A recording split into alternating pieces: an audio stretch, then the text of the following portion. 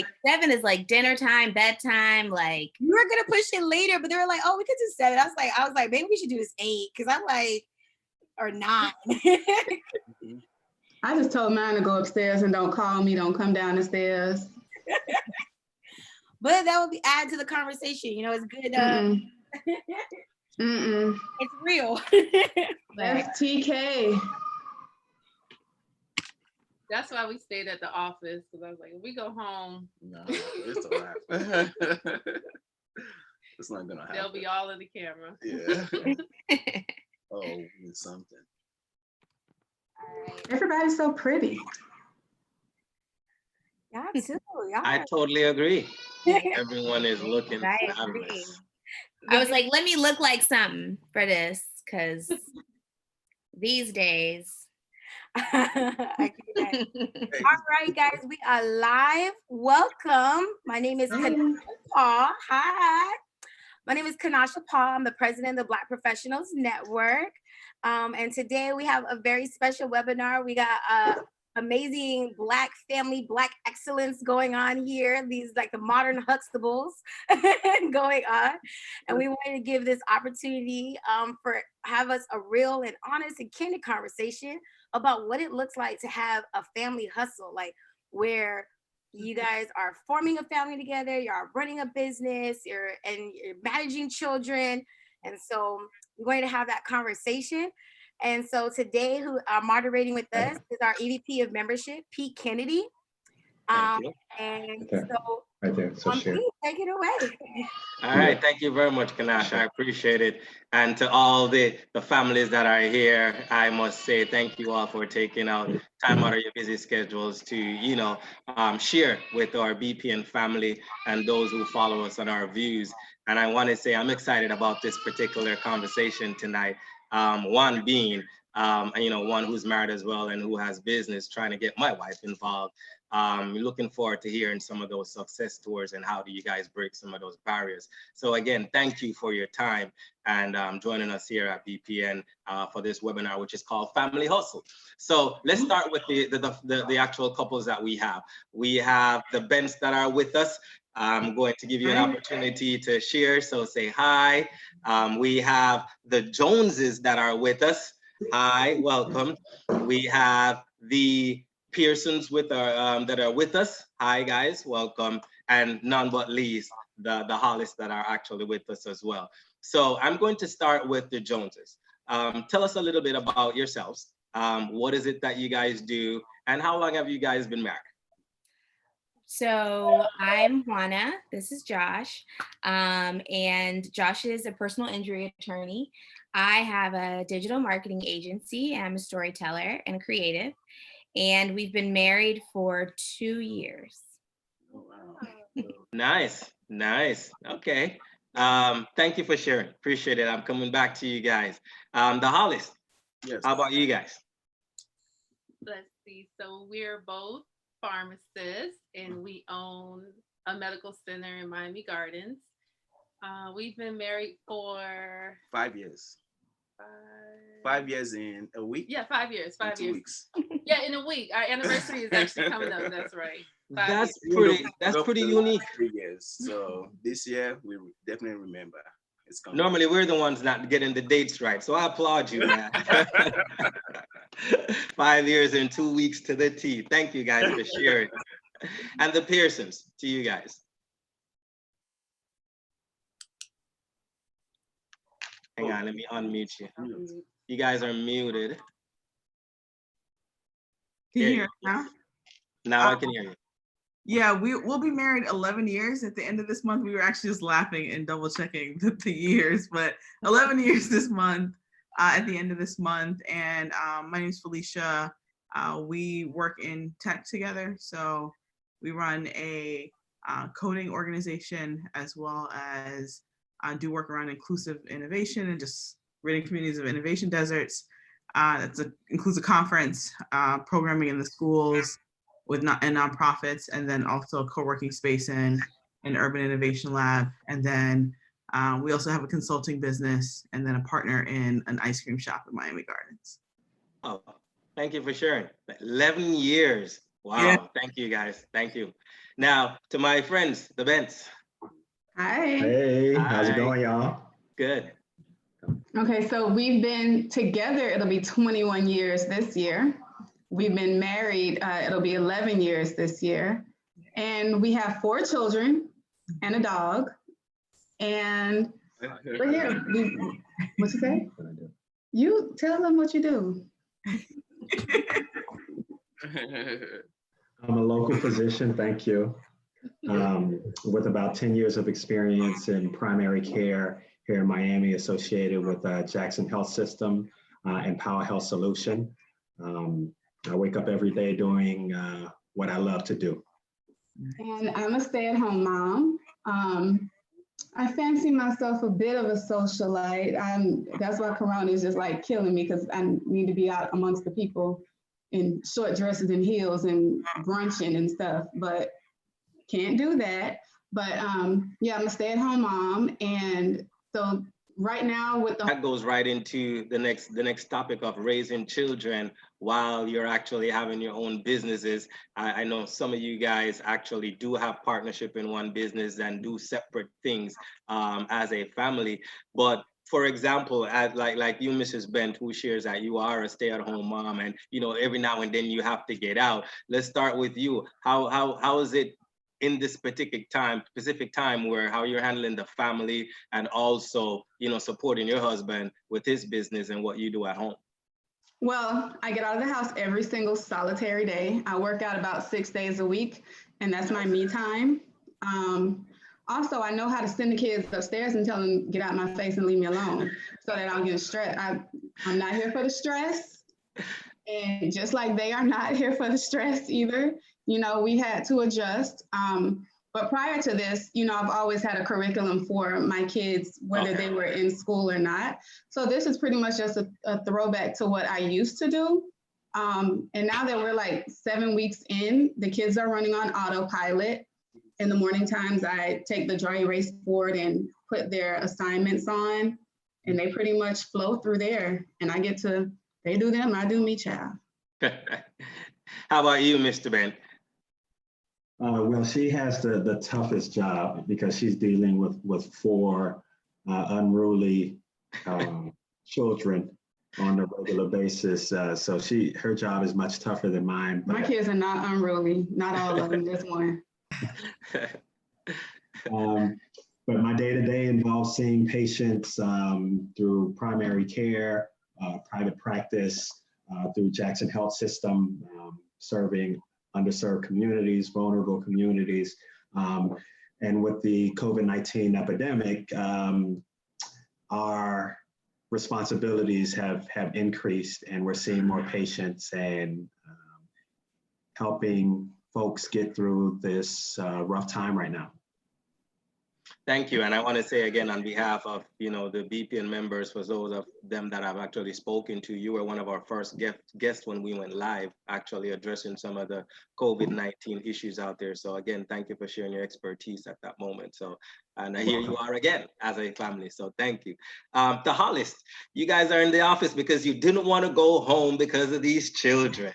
So talk to me a little bit about raising these children while you're actually running your own business as pharmacist. Oh wow, it's been a challenge, but through God's strength, support, we've been able to get through it, and just putting our mind to it. It's really, we just been tapping into our village. Like I have a strong support system with our family.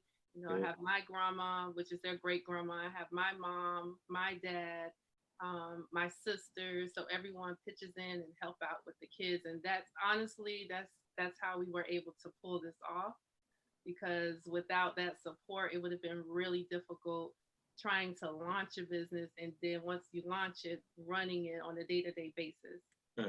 Then also the other thing also is our first child knows we started this because of what is going through medically. So that's what gave us a vision to start this. So every time we're not home, he knows what we're doing. And his now dream job is to become a doctor because he wants to work for optimal health. So now it makes it a little bit easier that we don't have to explain where we are or what we're doing. is kind of excited about what we're doing because he's seeing the growth also at the same time. So now he's just turned 7 in March, and he actually wants a job. Hey, you're setting that up for him already. So just tell him in due time he'll walk in. Of trying to negotiate how much he's going to get paid an hour. So we haven't settled on the price yet, but still negotiating with us. That's awesome, and I'm glad to hear how businesses start from actually situations happening. And I always have been told that miracles don't happen unless you have a problem. So I wish you guys all the best on your endeavors, and I'm looking to hear more from you guys as we speak tonight. So the Joneses, I just saw Josh had the little man there. Did he go to bed already? He's gone? My mom is here, so she's feeding him right now, and then she's gonna okay. I was gonna be mad. You got to share with me those superpowers. Yeah. So yeah, it's been challenging for us because we're contained to one space with a 1-year-old, so his attention span is very short. So every 3 minutes he's on to something new. So we've been kind of trying to figure out the best way to divide our time so that we can get stuff done, because he's not here for the whiteboard assignments and all that. He's not ready yet. So give me one way of how do you guys do that specifically? Like, as for example, you're ending this week, looking up to the weekend, or looking to see, okay, what is it that we have to do next week? How are we going to plan this out with the little man? So we've agreed on kind of like a schedule. So I have the mornings, and then Josh has the evenings, so that I can get work done. And then, every now and then it looks like me checking emails and him kind of crawling on my head, or him crawling into his Zoom calls, or, whatever. He's super, super busy. So, just also trying to make sure that he has kind of like the attention that he needs. So we're not just plopping him in front of the TV, so really trying to do things to actively engage him. So I have been on Pinterest, Google, like making paint from scratch, like figuring out, just like we play bubbles every day. He's totally infatuated with bubbles. So I get a good 20 minutes in, so we're just taking it day to day. But his schedule, and then he goes to bed at 8 every night. So that's been kind of like our guiding light. He has naps at 11, bed at 8. So we kind of, work around that. And I learned that you have to put the kids through the insanity workout program in a way that it doesn't seem like a workout. So they go outside and they jump rope, they do whatever, you have them running around and on the trampoline, and you got to tire them out. So let me ask you guys this before I go over to the Pearsons, right? Is after such a day, he goes to bed at 8 o'clock. How do you have more energy to go through or to address any more business for the rest of the evening? Or at that moment, you're like, you know what, I'm about to eat, have some wine, and it's crashing? Mostly that, but sometimes, yeah. I mean, it just depends on, what's going on. If I do work in the evenings, it's like learning time. I go to bed at 8:30. Gotcha. All right, guys, thank you for sharing, coming back. So last but not least, the Pearsons. How are you guys handling with your businesses, multiple that you do have, and actually, surviving with the kids? It's a zoo and a circus all at the same time. I think, we're 7 weeks in, so we're starting to get a process going, a routine, but it's still a struggle, like every day. Like there's no way to sugarcoat it. It's a lot, right? So, that's right. One, because we're both still working full time, and then we have 2 kids, so we have a 6-year-old and we have a 1-year-old, and so they literally run from one end of the house to the next. Especially after, like, my daughter has class in the morning, so I'm up with her in the morning. Derek does like the night shift, and so we split as much as possible. And then we try not to take calls and Zooms at the same time. Gotcha. And this past week, like one of our partners required us to be on the phone at the same time. And I'm like, just be ready, because like if you want both of us to be on the call, you're technically gonna have all 4 of us, because nobody can kind of take turns. And so, of course, they were like everything else, they were great all day. And then as soon as the call happened, like, all hell broke loose. Yeah. So, it's just, they're kids. So it's like you try and structure as much as possible, but we're also going through a crisis. And they don't fully understand that, and they have a lot of questions, and they have like pent up energy that they got. Yeah. So it's just Yeah. you just make the best of it, and That's not be too. We've tried to not be too hard on ourselves, but at the same time trying to maintain some structure. Wow, thank you for think sharing. a lot of I it is see. like we put a lot of it like towards compartmentalizing and like having set blocks of time for the kids for whatever their activities are, and you just merge it with whatever your business schedule is. So, and a lot of checkpoints. So we have the baby gate, so he can't go past this area without parental advisement. So yeah, processes and procedures. I agree. I need a new baby gate because my 3-year-old figured out how to actually unlock the gate. So, and he's going in the kitchen now. So I need a more sophisticated gate, or I don't know. We're trying to figure it out now, but he knows how to open the gate now. So we're locking him out. The one that we have, you have to slide the button. That's exactly what I have. And come. Yeah. I don't know. What I have. You can't lift that gate. It's Superman. Our son plowed through the first one. We're on our second one. So I don't know. I guess off the air we'll talk, but I need to figure out a gate that he can pull. But he figured out, he puts his hand on top and then he pushes it back and use one finger. And by the time he quint, he's in the kitchen. And we're like, how did you get in here? It's the funniest thing. But what I do understand, and you guys can attest to, is that the more they see us do things, is the more they're learning. So every time you go to that gate, he's like, oh, I just got to pull it back. He knows how to turn the TV on.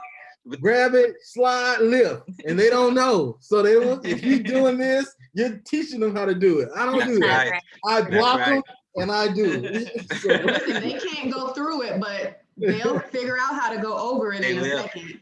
So, I agree with you. I want to switch the topic to talking about legacy building. We just talked about how our kids watch us and learn.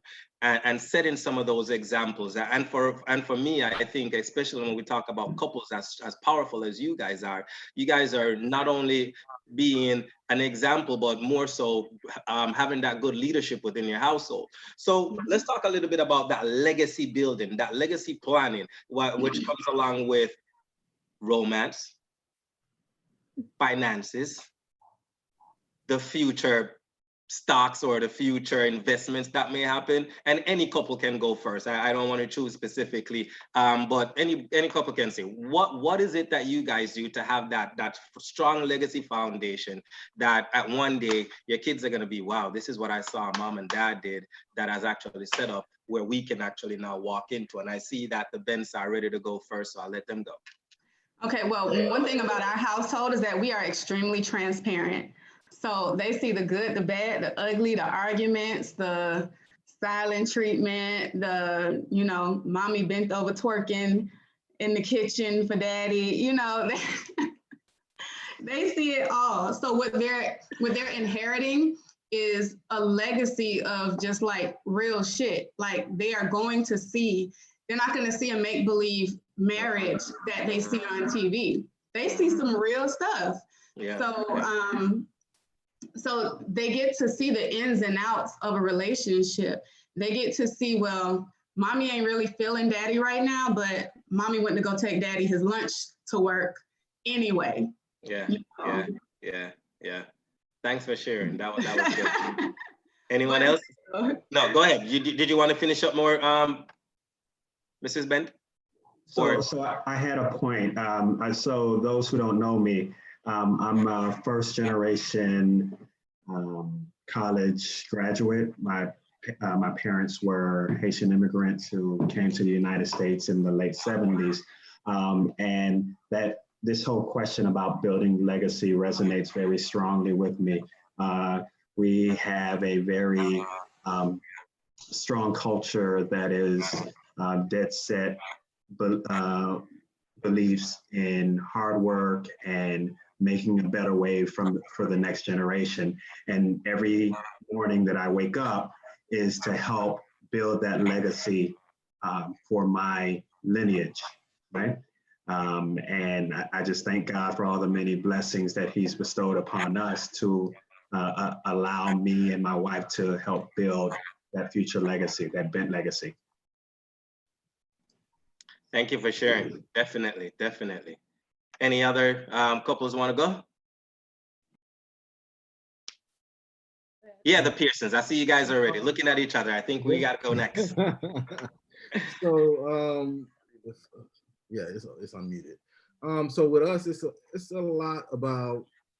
I feel that the legacy is a lot of the skills, a lot of the trials and tribulations that you went through, and all of the learning lessons. So how do you impart that?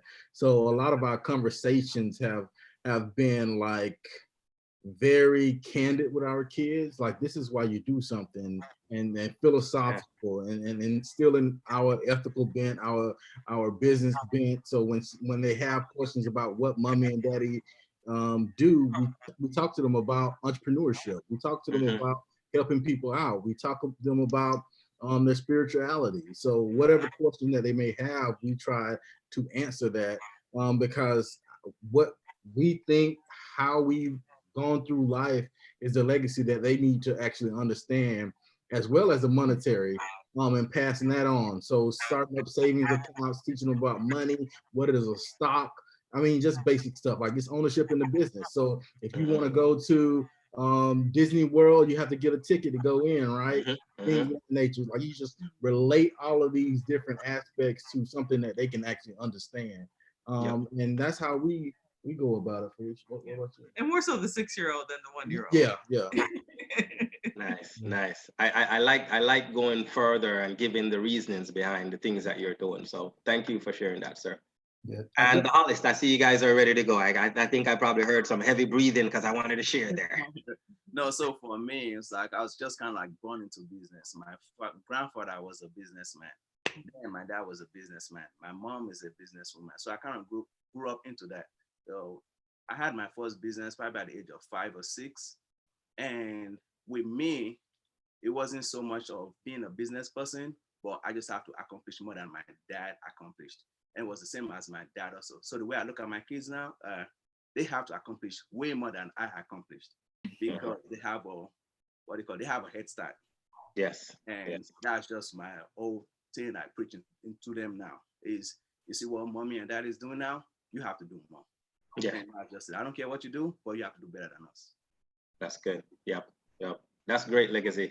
Did you want to share, Mrs. Hollis? I see you where almost like you wanted to say something. It's just how we started. Like, the whole process is kind of like we're doing it together. Yeah. Like with and the kids, like, we're part of it together. It's like we're telling them, like, you guys are a part of optimal health.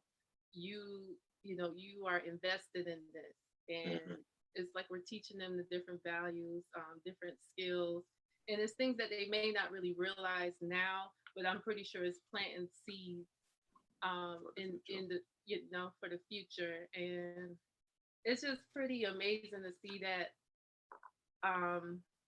within African Americans, because, like, Dr. Brent said, like, your first generation going to college, becoming a professional. A lot of us are just seeing that as first generations for African Americans. So it's just kind of amazing to see, like, what this next generation is going to be doing, because they have this, they already have a strong foundation already. Yes. Yeah. Yes. I'm just like you. I'm excited to see what the next generation is going to bring as well, especially if we keep on the same path that we are doing, as well as you guys as powerful couples. So thank you. The Joneses. Yes, so I was going to say something similar. I mean, my father had a business, and I learned about business by working through his business. And each generation should not be starting from the same place. So my son, when he decides to buy my business, if he decides to, or whatever he decides to do, he's not going to be starting in the same place. So he's going to have opportunities to go that much farther. So I don't know. I was basically going to say something very similar. Yeah. Awesome. And just to add to that, Josh really inspired me to become entrepreneurial. It was not something that was really, my parents were not entrepreneurs. They were, 9 to 5, just hardworking people. And so I just kind of had the same thought process. I don't think it ever, it was like the idea of starting a business was cool, just wasn't like tangible. And then we've been married for 2 years, we've been dating for 7, and just, you know, seeing his dad, seeing that he was helping his dad, you know, seeing him start his firm. I just was really inspired when I left the sort of 9-to-5 world and, you know, started something on my own. And so it's cool that his son will see him and he saw his dad, but it's really cool that my son will see his mom. To me, that's just like, you know, so and whatever other children we have, whatever gender they may be, that, you know, that they'll see, you know, sort of both of us just establishing that foundation, like you said. And Derek, like you said, not even just the monetary stuff, but like the work ethic, the lessons, the philosophy, the spirituality, you know, everything, just having a strong legacy of that. Awesome. Thanks for sharing. And you touched on a little bit that I want to go more in. So we talked about setting up the legacy financial wise and the behaviors and some of the traits that our kids can follow. But I think one of the things that you guys have that is so unique to other power couples is that intimacy, that friendship. I've heard 21 years of friendship and then 11 years of marriage, 11 years of marriage here, 7 years of friendship, 2 years of marriage, and you guys are so long together. So I want to ask this question. So Mrs. Ben, what do you say to any one of your kids who walk into the kitchen and see mommy twerking for daddy? Well, how do you explain that to them? I say, listen, you'll be twerking for your husband too. So, I mean, again, we share those types of things with our kids because, I mean, it's a natural part of our relationship. If we didn't twerk and we didn't have sex, then they ass is gonna be here. So, I mean, while we're not full on engaged in, you know, adult things in front of them getting to see that playfulness, that playful part of the relationship is important because, you know, sometimes they see me like, so it's good for them to see mommy, you know, mommy's not always the dragon lady, you know, mommy know how to, you know, right cheek, left cheek. So, you know. Understood. Okay. All right. Now I'm going to the Hollis because as soon as you started to give your explanation, Mr. Hollis strode away from the camera because he's like, that seems like something that goes down in my house. So how do you, Mr. Hollis, explain to any one of your kids who may see you in an intimate moment with your wife? I mean, I have 2 boys, so it's definitely different. Like, probably if we had girls, it'll be a little different. They're boys, you know, he shows them things. So I gotta show them what daddy likes, you know? So let me be a little bit vulnerable here then, right? Now, my 3-year-old is, I have to be careful because then my wife says, you can't do that because when you does it, he does it too. And then he doesn't know the meaning of it. And then he does it in such a way, she's like, that's not feeling right, you know? I don't know what she's talking about. But I say, hey, the time will come when I'll explain it, but I don't think it needs to stop just because of him truly not, you know, understanding. But it's him seeing an affection and like you say, that playfulness and that joyousness that happens, and he's just trying to be a part of it too. Yeah. How about you, the Pearsons? That's the same. Like every time they see me put my hand in Felicia's back pocket, rubbing on the booty or whatever the case may be, they want to come over and like grab on her as well and hug on her. Every time they kiss us, like yesterday, our daughter came up to us and we gave each other a kiss on the lips, and she said, "You guys are kissing again?" She said, "What's the matter?" And she said, "Well, I like it, or whatever." So I guess they enjoy that affection as well. Oh yes. I think, I mean, that's how we learn how to end up treating our significant others, or how we expect to be treated once we all started dating, right? It was based off of what we learned in the home, what we saw or what we didn't see, right? So I think not shying away from like intimacy in front of your kids is really important so that they know what love is when they see it, and they also know what it's not when they experience it, so that they can make good decisions when they're older. And so I think the flip side of that is like the intimacy of like also trying to find time, right?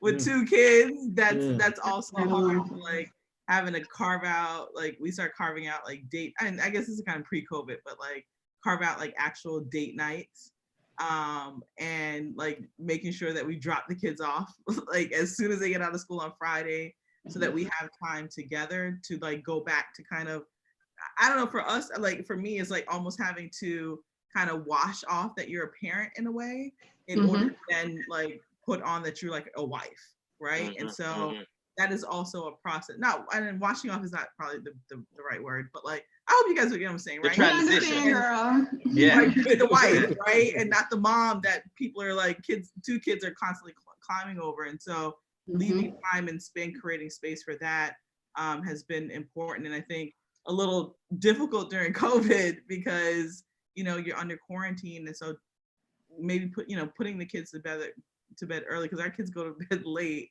so that we can just find that time for ourselves is things that we had to be intentional about, especially for the quarantine. And a lot of these things are like systemic in Black communities. Like, for example, like with me and my family, like my father never said, "I love you." I was the first person to say, "I love you." And I did that when I came back from my freshman year at college. Yeah. And then after I said, "I love you," and to everybody, my mom, my brothers, my sisters, now everybody says it. And so there's like, it's more affectionate when you go home and when you have those conversations. So being overly affectionate to the ones you love and showing and like instilling that into your kids, I think is very important. Yeah, I'm still afraid to say it to my grandfather. And Like I want to say this, that I am hearing more from men who are in powerful and successful relationships, like all of you guys here, saying, "Hey, I'm the first one to turn around and tell my father I love you." And it was something that it took him some time to get, understanding what is this that I'm hearing, because they all think, especially from the Caribbean, oh, this macho man, and I am the king, and then when you the son turning around saying that I love you, they don't know how to handle it. So I applaud all you men who've had that opportunity to do so, and I think it's just moving the next level, like we say, getting those children to be prepared for that success. So the Joneses, I want to switch the subject. In this COVID pandemic at this moment, having that little one, how do you guys find time for yourselves? He goes to bed at 8, so that's good. And then we pretty much have, the evening to watch our shows and, have our time together. So it's been really important for us. Like, we started sleep training, or whatever you want to call it, when he was 6 months, and it was like, like freedom, like just nighttime freedom. And so we're really serious about it. Like, if we're out, we're like, oh, it's 7:45, we gotta go. Like, we're very like, we because to me, it keeps like the balance in our family, because like you said, like they're crawling on you all day, like it's just, I looked it up. Scientifically, you can be overtouched. And it's not good when you have to put on your mom or your wife hat if you're like, I don't want anyone to touch me for the rest of the day. So, so really trying to find that balance of just like having, him on a schedule, and then just doing things to prioritize each other. We are both at the living room table or the dining room table now. So, we pass ideas with each other, and, just keeping that friendship going, laughing about stuff, sending each other memes, even if we're like on opposite ends of the table. He's working, but I'm like, oh, this is so funny, so just like keeping that little stuff going. Awesome. Thank you for sharing. I appreciate it. Now, I do want to get our viewers involved. I do have 2 questions here. One is for the Bents and the other is for the Joneses. So the Bents, here's your question. Oftentimes, people don't associate stay-at-homes as a business role, but it is the center of the home and help things flow. Help things flow. How do you assert your role within the home to others? And if you'd like me to repeat that, I can for clarity. No, I got it. Cool. So to people outside of the home, I don't assert myself. It ain't their business what happened in my house. But to people within my home, I have meetings. I talk to my children like they're mini adults. Talk to my husband. Because see, people have a misconception about stay-at-home moms. Like they think we're here eating bonbons and watching reality TV. Like I don't even eat bonbons. So, I mean, I got some veggie sticks around here. I might sit there and, watch Insecure while I'm eating them. However, my husband is gone like 11, 12 hours of the day, which means that while he's not here, I'm the captain of this ship. And I have to make sure that everything flows. I can't I have 4 kids and a dog, okay? I can't let chaos run my house. So I run it tight ship. The kids, they must do everything in order, within reason, because I have ranges. My eldest is about to be 18. The baby is 2, and then I have a 6-year-old, well, almost 6-year-old daughter and a 7-year-old daughter. So those, if I don't rein everything in, it'll be chaotic. So I spend like 0 time worrying about people outside the house, child. Okay. So let me address the folks who are outside the house. So from the business standpoint, the only reason that I've gained this much success is knowing that the home front has been taken care of, has been secured. And the successes that I've reached could not have happened without me, the CEO, especially the CEO of this practice, of this business, okay? And without her, I wouldn't be able to do it. Thank you for sharing, guys. Thank you for sharing. I totally appreciate that. All right. The last thing you said, though, I'm sorry. He said it wouldn't have been successful without the Queen CEO. Question for the Joneses. How do you manage having 2 separate businesses? Do you find that you can help each other despite being in different careers? Yes. We're actually competitors. No, I'm just kidding. Yeah, no, we definitely lend each other ideas, and I manage the marketing for the law firm, and so yeah, we definitely, and Josh is of legal counsel for the agency, and I mean, I'm anytime I have an idea, he sits there. If I'm building something new, creating something new, he's sitting there, he's reading it, he's like challenging me, asking me to think about it from this perspective or that perspective. Anytime he's got something going on with anything with the law firm, I try to lend a hand, not even just marketing stuff, like just anything. We value each other's perspective, a lot. So we definitely have found ways to help each other in business. Help each other. Awesome. So I'm going to ask some questions to the men and then to the woman. And some of these questions are coming from the fact that I've worked with men in the community a lot, and seen some differences there. And a lot of our men in our community find it difficult to, one, say they're going to marry, and the second, operate a business with that woman, which means that I'm going to see her 24/7, 7 days of the week. There is no break time. So men, how do you handle that? What is a tip? How do you guys work with that? How does it work in your household, the Pearsons, compared to how it works in the Hollis, compared to the Bens and the Joneses? So any one of you guys can go first. How do you handle the fact that as a man, you are running a business with your wife, you're seeing her constantly every day? How do you handle that? So I wanted to jump in first because we don't work together, but her office is actually a part of my office. So like it's all in the same space. So we do work together. We have lunch almost every day. Oh, sorry. We have lunch almost every day. And the biggest thing is I have like a water bottle, and people are like really proud to see me drinking so much water, but it's really Tito's. And that's kind of what helps me get through. No. So now. Just straight or on the rock, like definitely joking. Sometimes I so the cubes don't melt. He's definitely joking. He's definitely joking. Give us the inside, the real. Listen, Josh will tell you an entire it's the joke fellas. with a straight face. I'm sorry, I just had to put that out. People don't know. Well, on us, it's a lot of separation of church and state. I let Felicia do her thing. Like this is her job role inside of the business. She's the executive director. I just make sure I stay in my lane.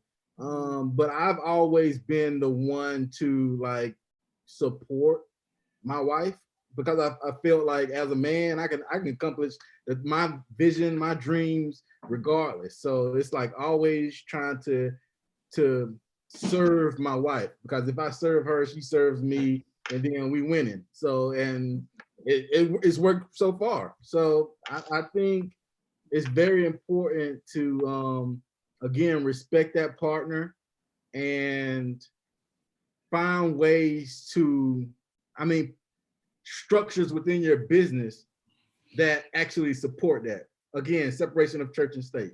So I focus on operations. She focuses on being the executive director, marketing, fundraising, all of those different things.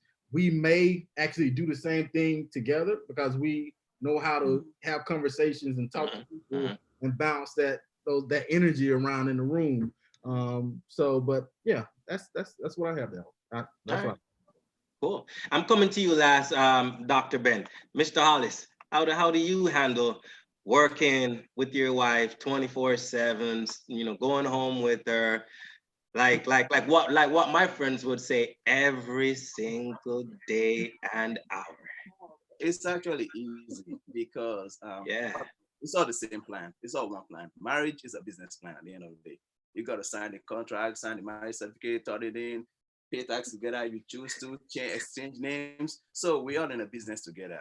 So that's one thing we had to get straight. Then after that, like building a brand is, if I go back to when we're in college, we used to study together and actually have the same objectives. So after college, getting a house together, that's all a part of the business plan also. Having kids together, that's my future plan. If you look at my business plan or my life plan, 50 years from now, 20 years from now. So where we are now, we actually we spend probably 24 hours a day together. We work together, go home. As soon as I leave the house and she's still at home, she's calling me on the phone. I got to work. It's like, okay, she come in, then she leaves before me, and we on the phone, and we just talk throughout. So it's just something that we just used to it. But it's easier because we do the same thing also. So we have mutual friends. And then I moved down here from Washington, D.C. So I really don't have friends down here, but it's kind of like, this is my best friend from college, and this is still my best friend now. And then now having a business together just makes it easier because there's so much stuff I don't have to worry about that I can deal with, and there's some stuff she cannot do that I could do. So our idea just bounce off each other. Out of 24 hours a day, we spend 20 hours a day together. I can't even, we eat together, we work together, we're in the house together, like we just do everything together. We have the same friends, we hang out with our friends together. I don't know, maybe once every 3 months I might travel. Yeah. Every now and then he gets his little break. Nice. Awesome. Thanks for sharing, Mr. Hollis. I appreciate it. All right, Mr. Bent, Dr. Bent, sir. Yes. How do you handle the fact that, I know you're out and you come in and you're coming home to that superpower CEO that makes it happen? How do you deal with that? I have been there. I've actually seen you guys in action in live person. And I must say, guys, what you're seeing today is what you will get every day from Mrs. Bent. So I always wanted to ask this question. So this is even from me personal. How do you do it? I've had 21 years of practice. That's how. But honestly, I admire the Hollises that they're able to function in that capacity. Because although I love my wife, I absolutely could not work with her, around her for 24 hours a day. Absolutely. You guys would see me on the local news. Because I done dropped his ass off on I-75 somewhere. It wouldn't be for nothing else. Right, but any marriage, any relationship is a give and take. It's all about compromise. I'm not going to always get my way. She's not always going to get her way. But at the end of the day, we know that together we are unstoppable. Together we are a force to be reckoned with. And the example that we are laying down for our children and for the community as a whole, it speaks volumes. So I don't take that for granted at all. Awesome, thanks. He would love to see me 24 hours a day. I would He bet. don't want me to open my mouth. That's all. I have to be quiet them 24 hours. So before I switch to the wives, right? Husbands, I want you to do this for me, right? If it is said, and what I want you to do for me is, if you agree, give me a thumbs up. If you don't, then I'm gonna ask you to share, and then I will move on to the wives. It is said that in powerful couple situations like yourself, like the Hollis share being around 24/7, and the Pearsons with that communication, even though the Joneses have their separate offices, they're still in the same household or the same, space there. Do you see it where following somewhat of the ideas, the vision, and maybe I would say the route you should take when your wife make those suggestions, ones that come out to be successful? And that's just in a general perspective. If you'd like me to repeat it, I'll repeat it. Could you repeat it? So, it is said that women or wives in power couples or in when they're working together with their husbands, that in those businesses, the wives share or gives more ideas and suggestions through the success of the business itself. Is that true? And like I say, you just give me the thumbs up or thumbs down, or all right. So thank you very much. So Josh, I'm gonna start with you, the Joneses. Share, what's your thoughts on that? I mean, I'm just a real creative person, so I have really good ideas. So my ideas are always probably the best. So now, I mean, she always has good, suggestions and support for business. But I think it's kind of 50-50. It's not really one or the other. All right, awesome. But if it was, it's me 51. Okay, all right, the Pearsons, and then I'm gonna have you, and then I'm switching to the wives, and when I have some more questions, and we really want to do some of these activities because they're really some good questions. So, Mr. Pearson, when you did this, what does that mean to you? I know where they're coming from, where that question is coming from, or that mentality is like they think women are more creative.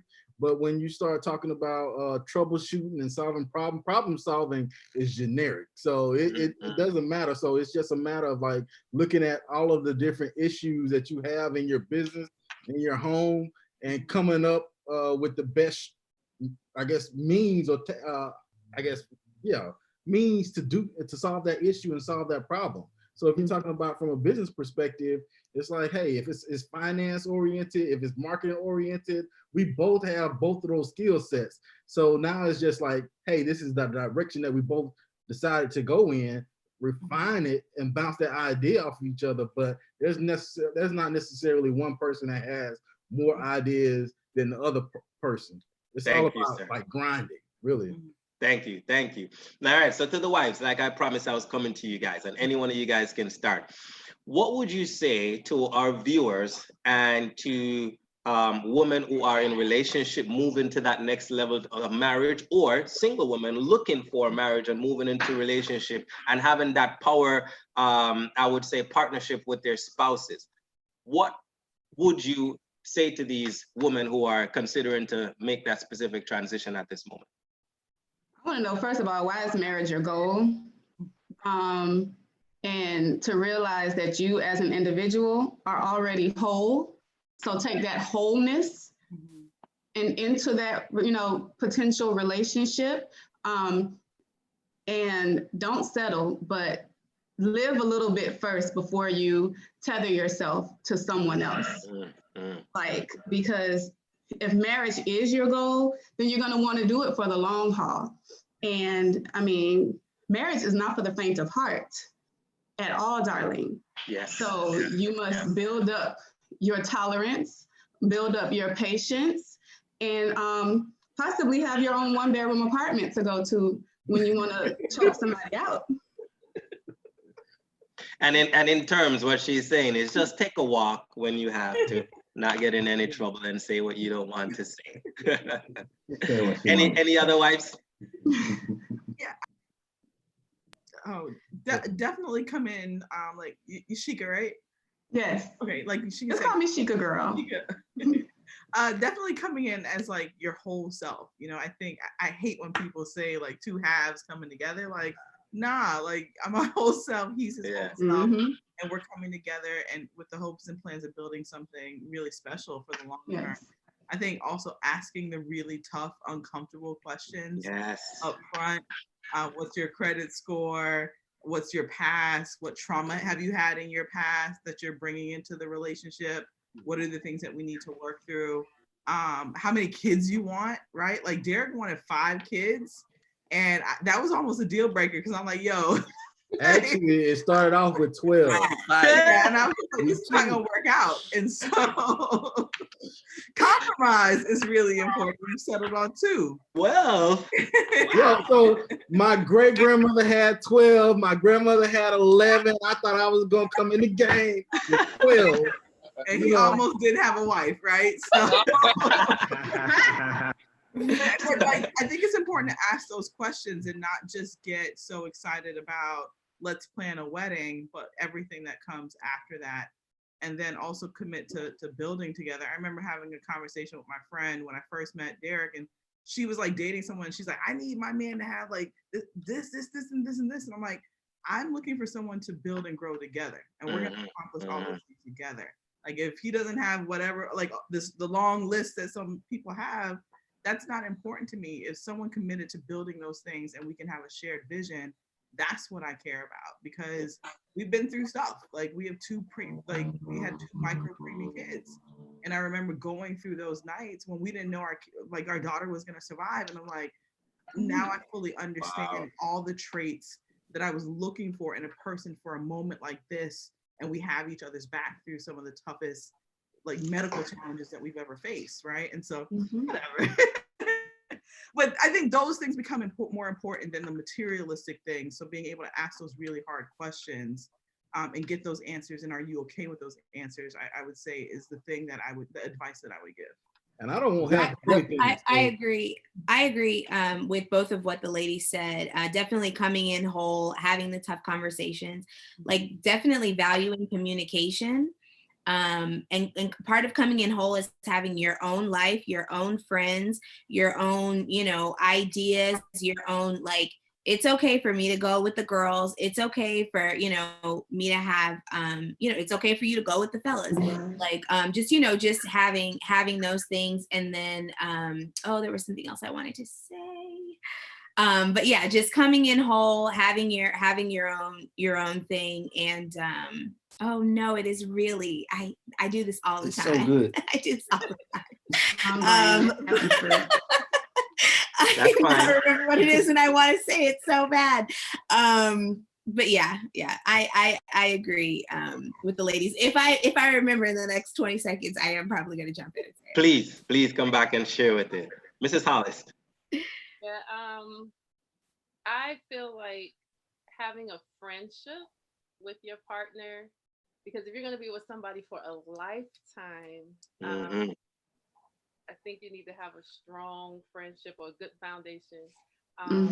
Communication, of course, that's number one. Compromising, all those basic skills that'll help you get along because you're living with somebody. And a lot of times it's little things that can turn into big things if you're not addressing it or finding a way to balance it out. And I just think if we all have that same vision together, you can pretty much get past through anything. You can let the small things go if you have that overall same vision that you want. Nice. Thank you for sharing. I remembered. So I was gonna say She's waiting on that one. to remember Yeah. also too, because you said this is for single women or women in relationships like That's looking correct. to be married. Yes. So I wanted to say that like how you said earlier, someone said earlier about marriage sort of being like a business, like it's also a choice. Like love and romance is beautiful and is amazing. It is not 24/7. It's just not. It's not happening all the time.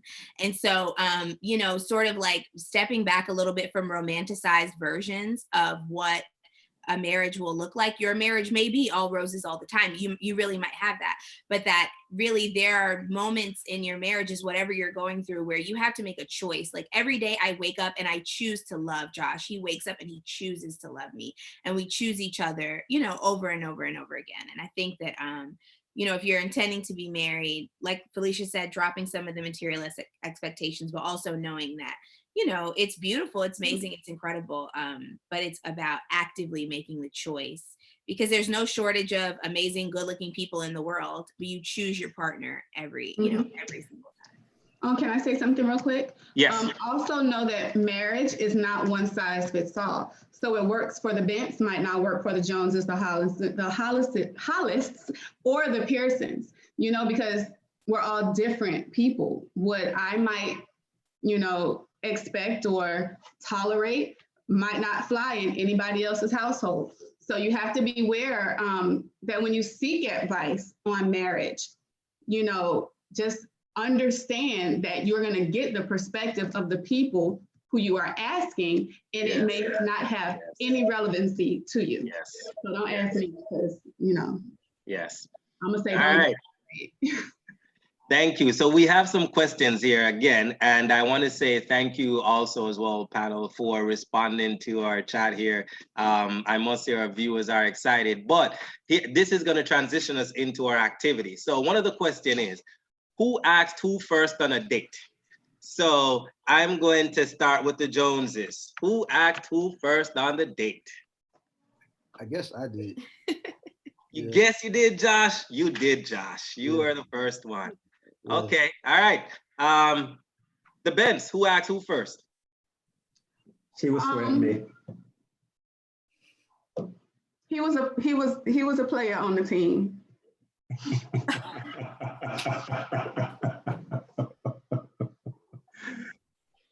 The Hollis, who asked who out first?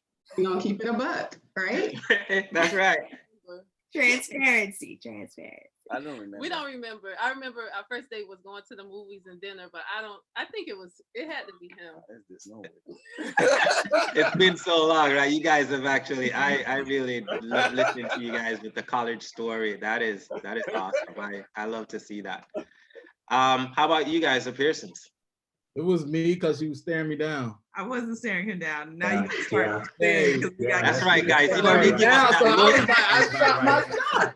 That sounds about right. He had a bright pink shirt on. How do you not like look at a person with a bright pink shirt on? Like, No. Yes, she was coming down the escalator at Union Station in DC, Hollis, in DC, looking at me. I'm like, the whole way down. Like, so I'm like, sure. Again, how do you not look at somebody with a bright pink shirt on? Yeah. It wasn't the shirt. It wasn't, and the shirt was turquoise and pink. You know what I mean? Bright colors. There was no bright colors.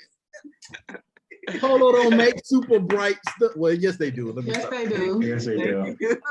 All right, guys. Felicia, he knew you was gonna watch. Yeah, he knew somebody was gonna watch. Mm-hmm.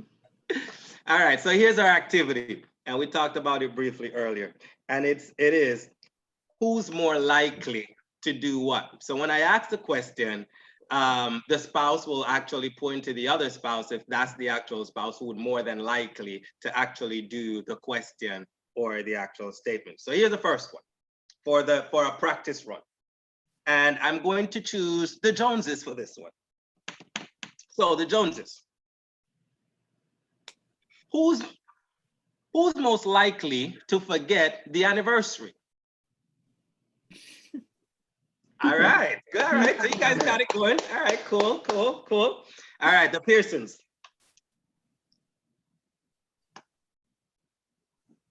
Who's most likely to be murdered by an axe in a horror movie? In a horror movie, who's more likely to be murdered by an axe? We stay away from drama. I don't marry drama. But if you guys were in a movie, I don't do that. who would be the first to die? Not neither. I'm faster than her.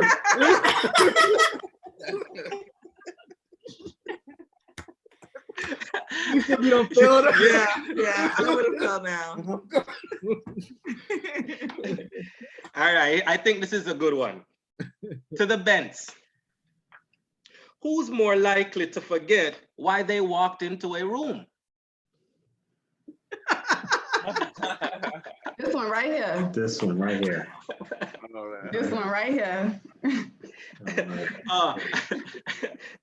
I believe you, Mrs. Bent. I believe you. All right, next to the Hollist. Who's more likely to spend more money? They will ask us that one. Not talking to us. They're not talking to us. We don't spend money. I don't. We both are conservative with our money.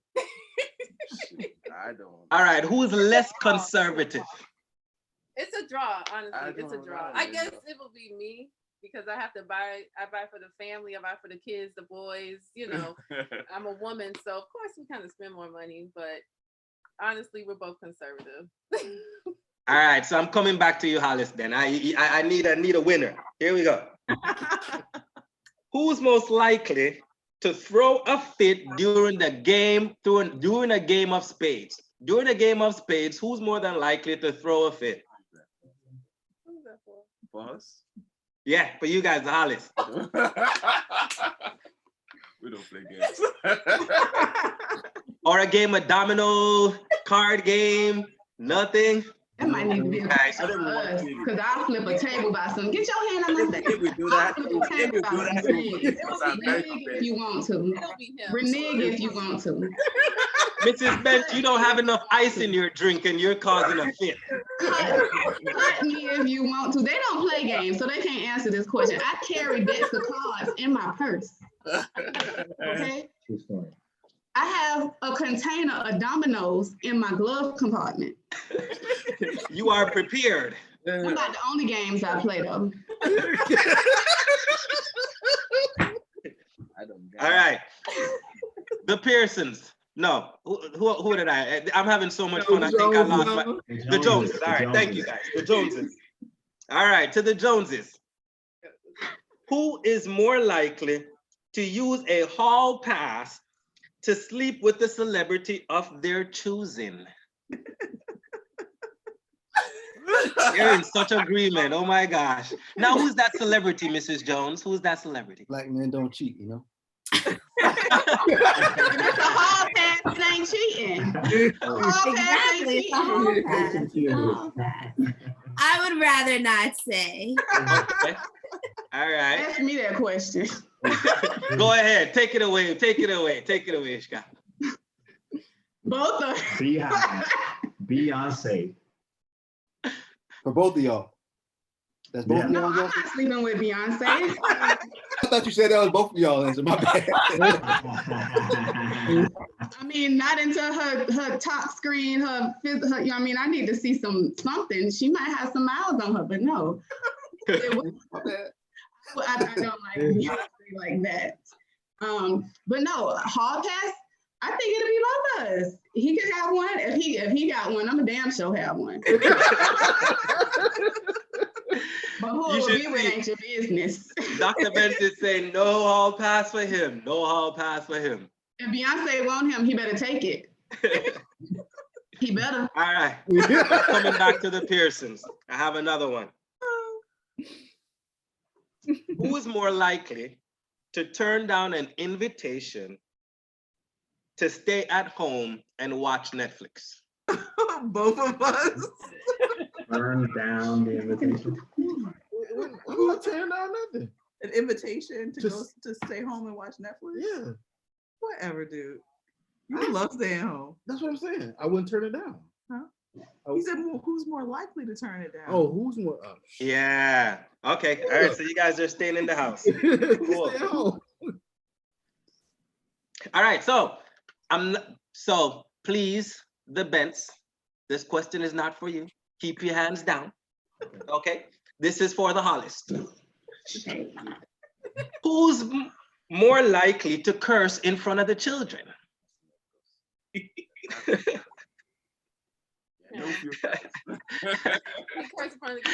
Even when I say not for the bench, she's still doing this. Oh, what is that? Oh, there's the little fingers. All right, guys, I think that's all the question I have for you guys today. It was a wonderful time with you guys sharing. I think I asked all the questions that was actually posted in the chat, and I see that you guys were also responding. So I see Kanasha is back. I'm gonna ask her to come in and join us, but I wanna say thank you so much to all the couples who joined us today for this family hustle discussion. And I had a blast, and thank you, Kanasha, for the opportunity. Thank you. Thank you. Thanks for Guys, having us. I was cracking up over here. You guys are hilarious. And everybody in this, like the Facebook comments were dying. They're just like, oh my gosh, like we're just all laughing. There was one question though that we didn't get. I don't know if you guys have a chance to answer before we close out. Do you find that you guys reciprocate the same love language, or do you guys understand each other's love language? I would I'm say still we really trying to understand each think. other's. We don't have the same, but we understand each other's love languages. We definitely have different love languages, and we're still trying to figure out how to actually use them, because his is easy. He just wants sex. Like, so, I mean, that's his love language. And sometimes my love language is, can you please take the kids and y'all get the hell out? I like that love language too. Right. What about you guys, the Pearsons? How do you guys have the same love language, or you guys just understand each other's love language? We understand each other's love language, yeah. I think understand. Yeah. Awesome. Not the All same. right, guys. What happens when the love language backfires? It Oh, don't. did that? Oh, yeah, that was one of the questions. Oh, how do you guys handle conflict? I think the Joneses want to take that one first. How do you guys we take a beat. So Josh has taught me that I feel how I feel, and I feel it right now. And Josh is like, cool, that's how you feel, but you've been feeling that way this whole week. You just told me that for the first time. Like, he's taught me that, like, I have to, like, let him know and then give him time to come to where I am so that we can kind of have a conversation about it. So, you know, in the first year of our relationship, we were long distance. So we really built like a strong foundation of communication. So we try to, you know, give each other space and work around the conflict and talk through it. All right. What about you guys, the Bents? How do you guys handle conflicts? Shall it be a whole inferno? I wish I almost called you the N-word. It just be a whole inferno in here sometimes. And that just is what it is. I'm a Leo and he's a Taurus. Oh. And I'm a true Leo and he's a true Taurus. So I'm gonna follow you from room to room and you're gonna listen to what the F I gotta say. And he's going to ice me out and like, you done? Which makes me even more mad. But I can honestly say in the past 7 days, it ain't really been like fire. I'm mad, and then she's like, in the past 7 days. Like, this is I say what I gotta say. I say what I gotta say, and then I move on from it. And then she always ends up apologizing. That's Leo. Listen, I don't know who that is because it's a stranger in my house because it ain't me. I only apologize when I'm wrong. The Pearsons and the Hollis, how do you guys handle conflicts? Do conflicts come up often? I think just the nature of running businesses and even just drama with business and then having kids and then all of it. So they do. And I don't like to go to sleep with like not having things resolved. And Derek can go to sleep, wake up, go to sleep, wake up, and not have to talk about it. And so that's where some of our conflict comes from, because I'm like, no, like we're gonna talk this out. And he's like, no, we're not. I'm going to sleep. And so I don't know. What are your thoughts?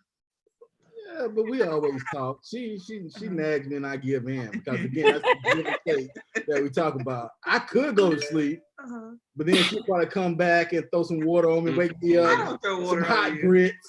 Yeah. What about you guys, the Hollis? Any disagreements, or how do you guys handle them? There's no disagreements over there. They ain't playing space. You know they ain't fighting. Well, we have disagreements, but I'm a very calm person. Like if you could ask anybody, I'm always the same. Like it could be a fight going on, and I'm still my emotions are still gonna be the same. So when there's disagreements, we communicate. Like I would say Abraham would probably be the one who may have more of a temper if one of us did have a temper, it would probably be him. But since I'm calm, I'm going to bring him back down. So it's not going to keep escalating. You know, we will bring it down. We will And talk I know how about to it. walk away also And and just think about it. that's that. Yeah. But like to have an argument. Yeah, we haven't really had we don't argue. I was at the bench that y'all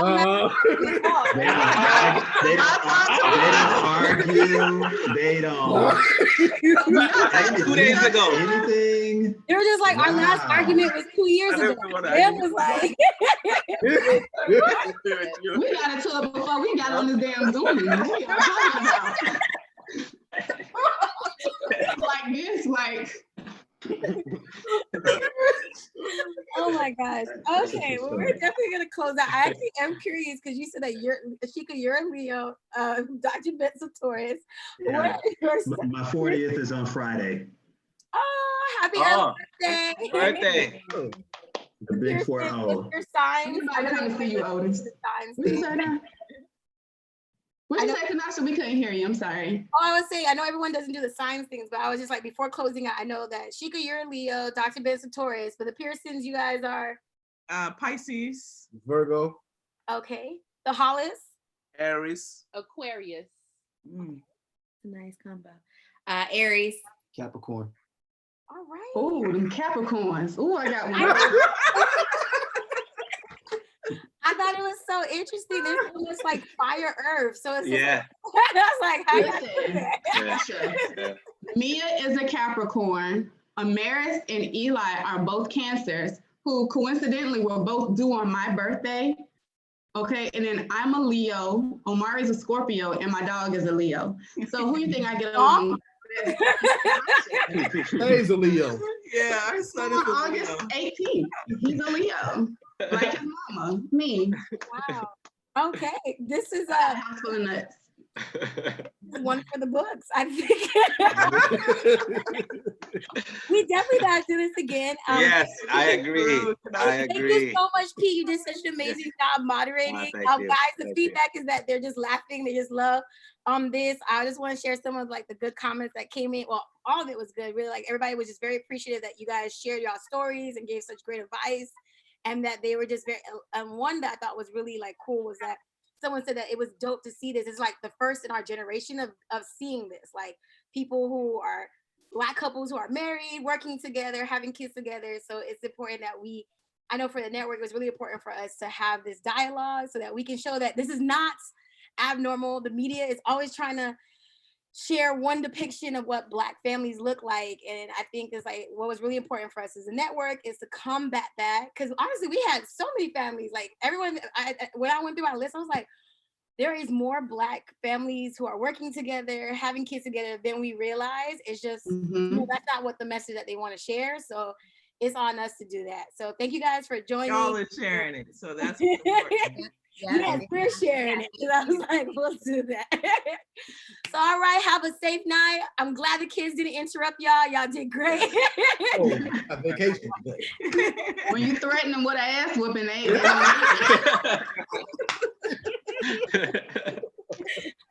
Facts. That's the way to do it. Well, I hope you guys enjoy a fabulous weekend. Bye, guys.